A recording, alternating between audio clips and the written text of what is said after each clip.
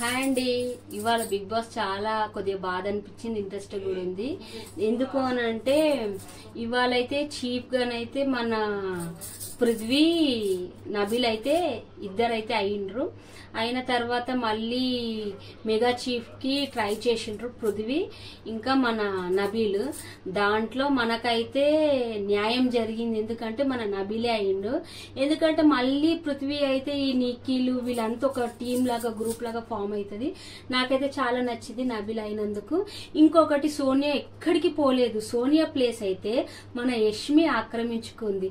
వాళ్ళిద్దరికి సపోర్ట్ చేసుకుంటా తల నొప్పిలేస్తుంది. ఎందుకనంటే చిన్న దాంట్లో మన పృథ్వీరాజు వర్డ్స్ తప్పు పెట్టిండు, స్పేస్ వదలకుండా.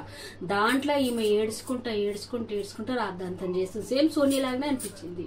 ఇది జరిగింది. ఇంకొకటి ఏంటి అంటే చాలా ఉంది చెప్పడానికి, కానీ నేనైతే స్వీట్ అండ్ షార్ట్ లో చెప్తున్నా. ఇంకొకటి బిగ్ బాస్ అయితే ముగ్గురిని అయితే డైరెక్ట్ గా ఇంటి సభ్యులతోటి ఎవరైతే నామినేషన్లు ఉన్నారో సేఫ్ గానైతే మన మణికంఠ, నిఖిల్, నబీల్ అయితే సేవ్ అయినరు.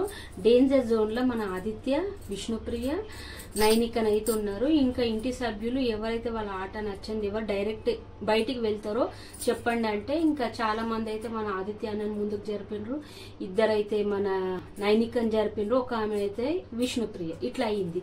లాస్ట్ కి ఫైనల్ గా ఆడియన్స్ ఓట్ ప్రకారం అయితే మన ఆదిత్యానికి తక్కువ వచ్చినాయి అంట. ఇప్పుడు ఆయన ఆట స్టార్ట్ చేస్తుండు, బాగా మాట్లాడుతుండు, ఆడుతుండు. ఇంకా చెప్పలేం ఫ్రెండ్స్, వాళ్ళ డిసిజన్. ప్లీజ్ అండి, నా నీకు ఎవరు అనిపిస్తుంది మమ్మీ వైల్డ్ కార్డులు వచ్చేది? వైల్డ్ కార్డ్ ఎంట్రీలా అందరు 8 మెంబర్స్ అంటుండగా 9 మెంబర్స్ వస్తారు ఫ్రెండ్స్. మీకు తెలిస్తే వాళ్ళ నేమ్ మెన్షన్ చేయండి కామెంట్ బాక్స్ లో.